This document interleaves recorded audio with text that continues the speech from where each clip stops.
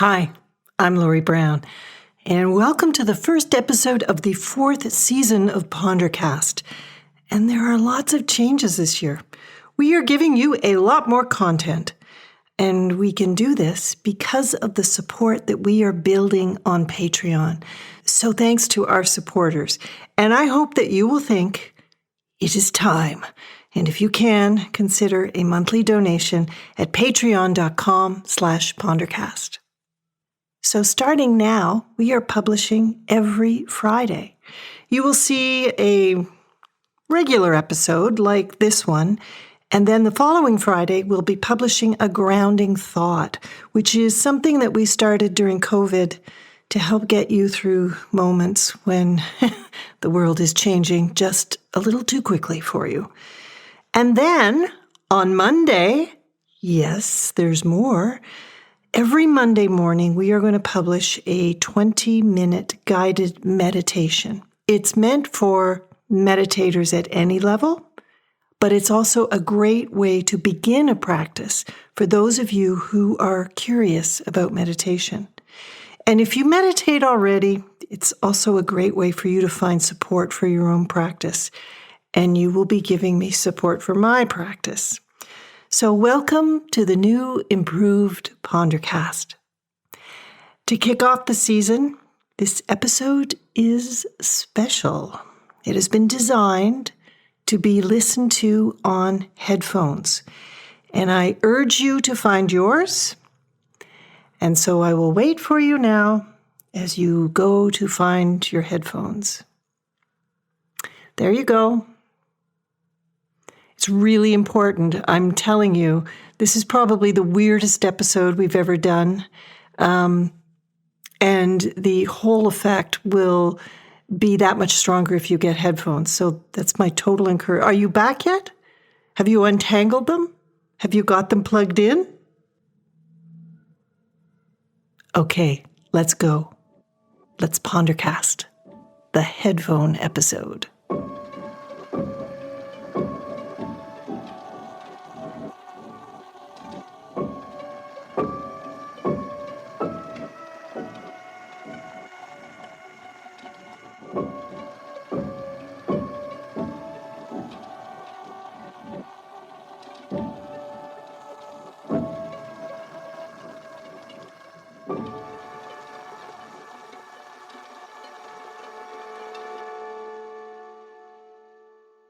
Welcome to the incredible journey to the inside of your head.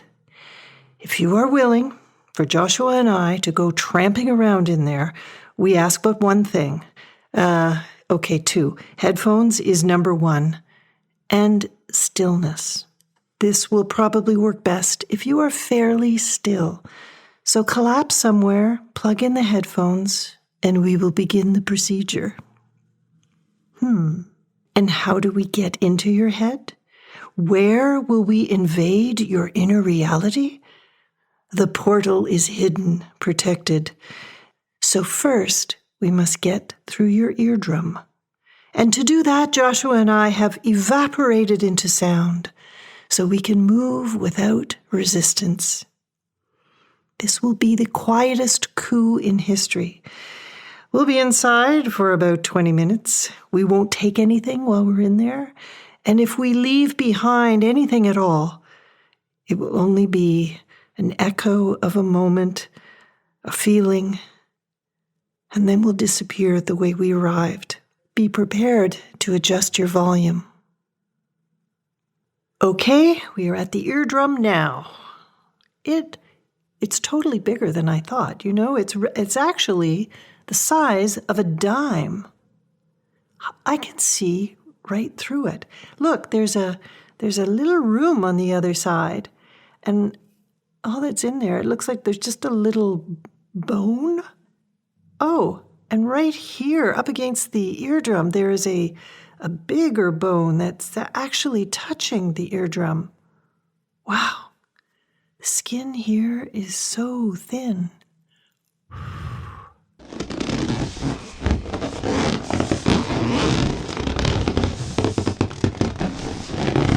And we're through.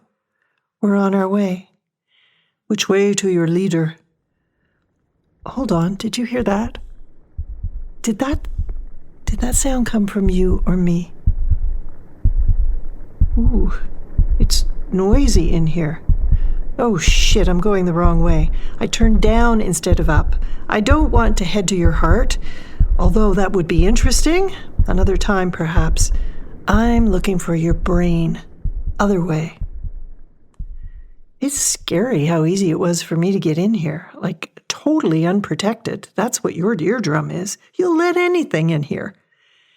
And now we've arrived at your brain. That soft, gelatinous mess, like a half-baked creme brulee at the top of your spine that would spread out flat as a pancake if not for your skull.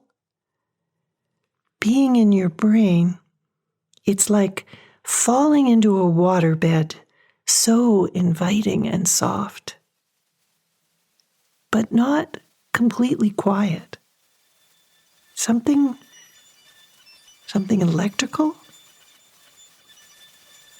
So this is where it all goes down for you, right? Everything comes through here. I'm hungry, I'm thirsty, what to eat? Scratch left ear. This is where you have your best ideas, and where you dream up all kinds of self-destructive thoughts. And this is also where distraction lives. What are all these electrical impulses initiating? These commands from the bridge? Are they keeping your body together? Are they thoughts? Or are they feelings? What's going on right now for you?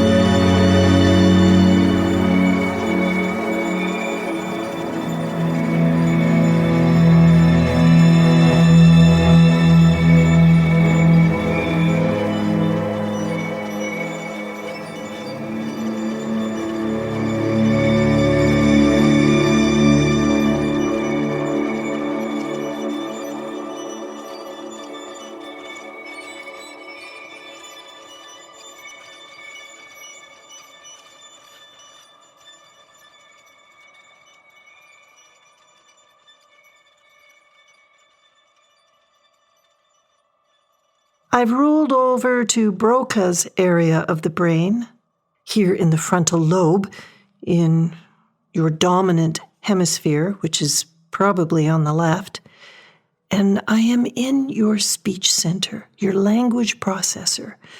But the reason that I'm here is because this is where your internal conversations come from.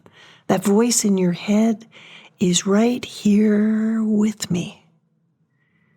My hope is that while I'm in here, that I will be able to negotiate with the voice in your head and see if I can find the switch to turn off your internal critic.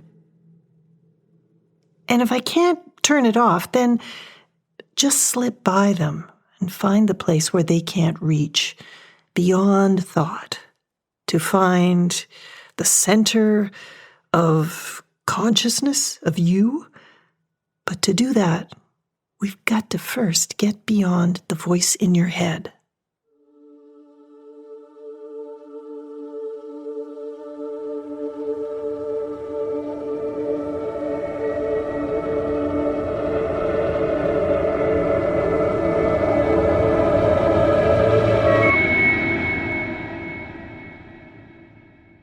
Excuse me? Yeah, a place beyond that constant natter. Good luck with that. It exists. A place of pure awareness that sees the moment as it truly is, without comment, assumptions, uncolored by the past or the future. What bullshit. Thanks. Okay, so I'm not there yet, obviously, because you are still here. But I'm never going to stop trying, you know, and I do get there sometimes, and it is blissfully empty. What makes you think I'm not in there with you? Oh, maybe you are. But maybe you're finally integrated into me, and I actually feel whole for those few precious moments when you shut the fuck up. Oh, I don't know. Oh, now, that's the first honest thing you've said. And just who am I being derailed by today? Who do I have the pleasure of listening to as you tear me down? Are you my mother? Are you my ex? Oh God, Lori, you're so prosaic. How about we agree that I'm how everybody else sees you? I'm what they are thinking. I think I'm performing a great public service here. I work my butt off to try to stop you from embarrassing yourself. Really? And how often does that happen? Oh, if you only knew. And just how often do you succeed in talking me out of a potentially embarrassing situation? Let me just say, I'm very satisfied with my work. I've stopped you from doing 1,000 stupid things. Well, that's not how I see it. And look, here's what I know about you, whoever you are. Sometimes, like when we're working through a difficult situation, we actually have real conversations in our heads. Who are we talking to? Who's talking to us in here? On average, they say that we each have 4 different people in our heads with us. The faithful friend, the ambivalent parent, the proud rival, and the helpless child. Those internal conversations going on are really hard to analyze because they tend to happen at 10 times the speed of normal conversation. They get condensed, and we have built our own codes for these talks with ourselves. But at other times, we dispense with words altogether, and instead our brain sends us pictures, or the wave of an emotion, or an awareness of a sudden physical sensation. Our internal conversations can take many forms. Hello? Are you still there? Oh, sorry, I just nodded off. Boring. Here's something way more interesting, Lori. Let's talk about that old friendship that you just cut yourself loose from. Do you have any idea how much suffering you caused? Oh, no, I'm not biting. It was something I should have done years ago. I finally found the courage to do it. I'm working on boundaries here. I know I did the right thing, and I can feel it in every bone of my body. Body schmoddy. It's up here in the brain that counts. It's me you have to convince. No, I don't trust you, brain.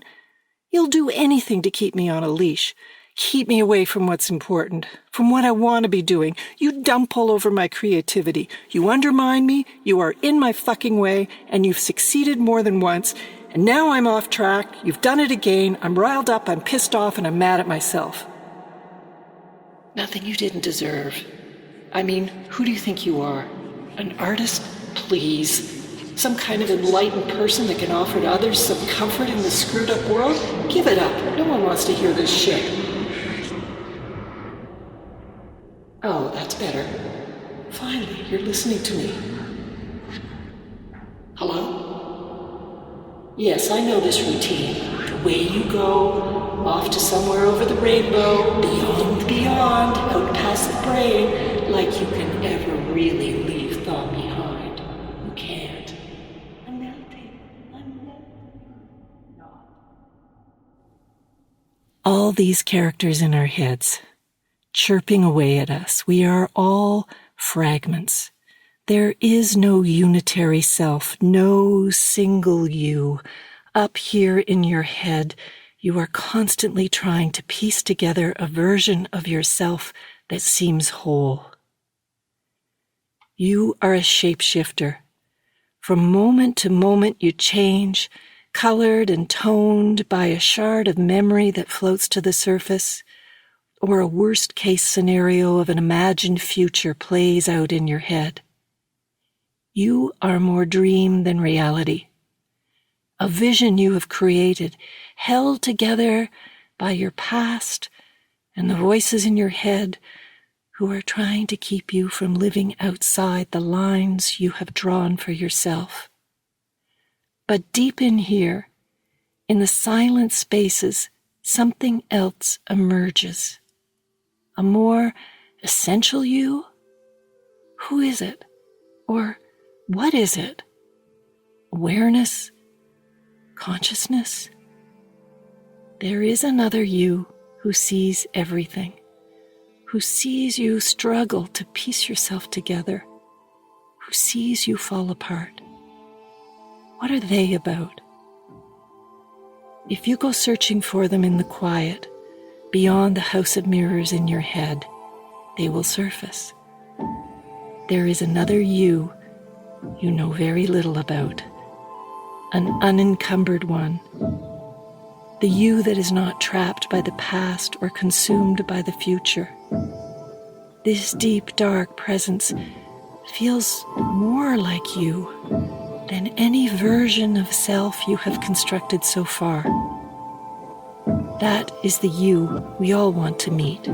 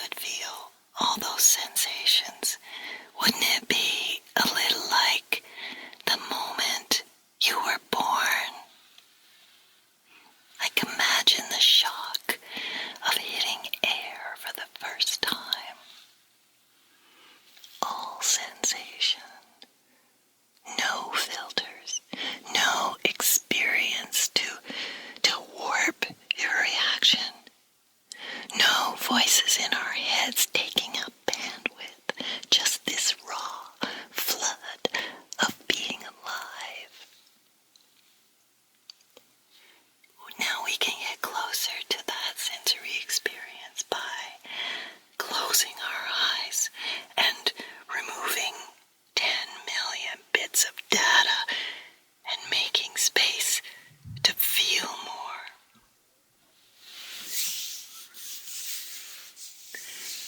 The feeling of being touched, to feel skin against skin, someone else's warmth, the strangeness of flesh that isn't yours. Even hearing the sounds of touch, we yearn for it.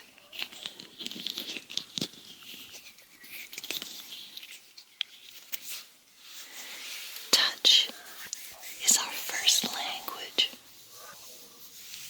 but what passes between us through touch? What information? What hormonal shift happens? What kind of electrical current gets created when two people touch? What is the message that our skin is passing back and forth?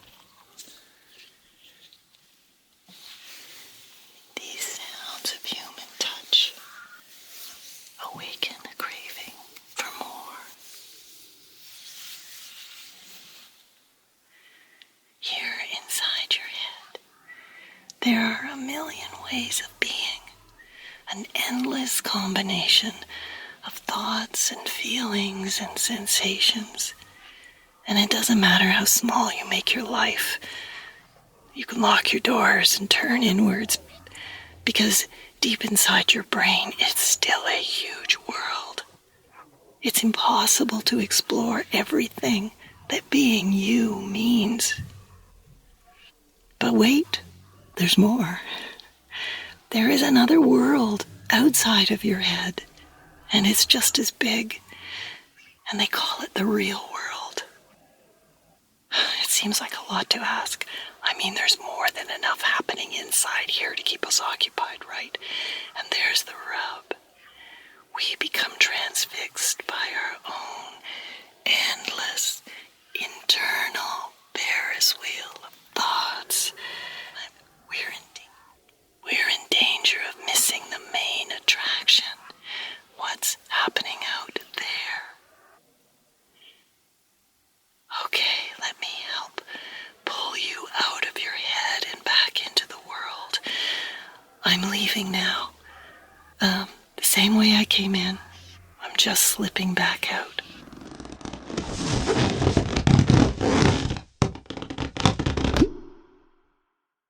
So, this is your space.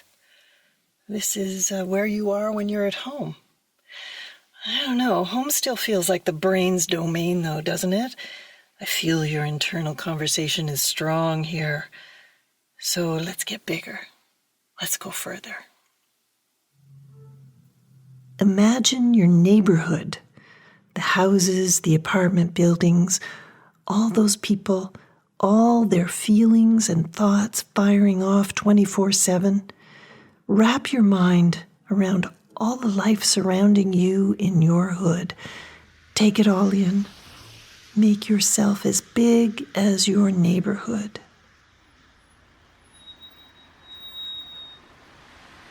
Now, get bigger again. Picture your whole city. Imagine everyone, you included, going about their way in a million different scenarios. Be as big as your city.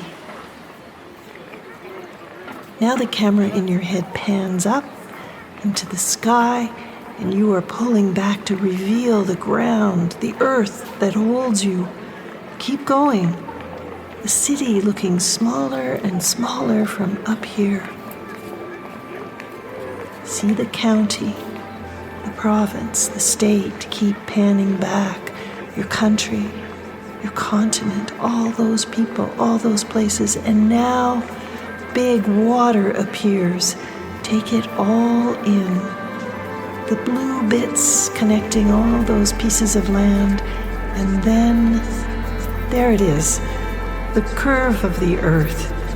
And here's the hazy edge of the atmosphere, and you at the edge of it all. You are losing gravity now. You hit Earth's orbit, staring back at the blue, green, and brown marble. And when you are ready, turn away from the Earth to look in the other direction and face the never-ending blackness, the pinprick of stars. The universe of you has met its match.